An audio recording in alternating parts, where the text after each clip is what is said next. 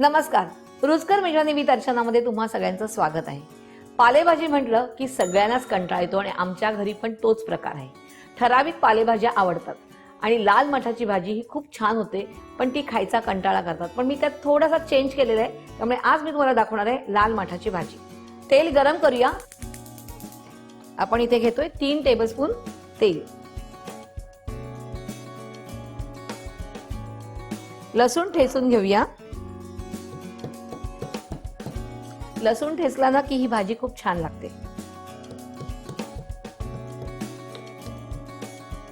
तेल तापलेलं आहे. आपण ह्यात ठेचलेला लसूण घालूया आणि हा थोडासा लालसर होऊन द्यायचंय. लसूण तळलेला खायला छान लागतो आणि आपल्या शरीरासाठीही तो चांगला असतो.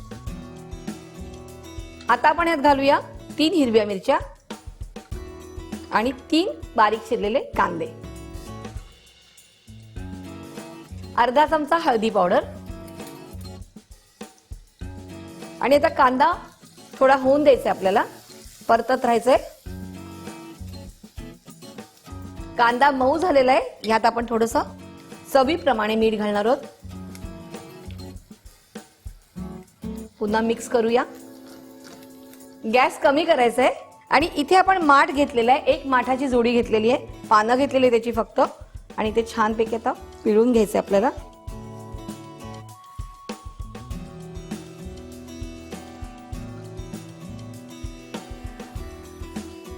आणि आता हे परतून घ्यायचे.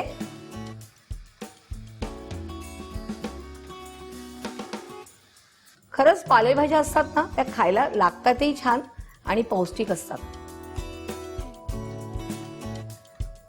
किसलेला नारळ घालायचंय. ओलं नारळ घेतलेलं आहे. आणि पालेभाज्या ह्या पटकन शिजतात आणि पटकन होतात.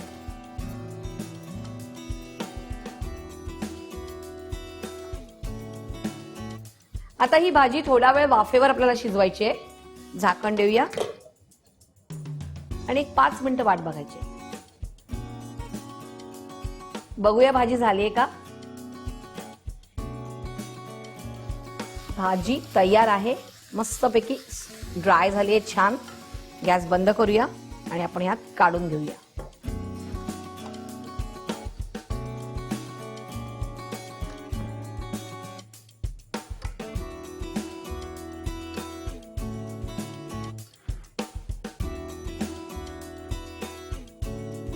चविष्ट आणि पौष्टिक अशी लाल मठाची भाजी तयार आहे.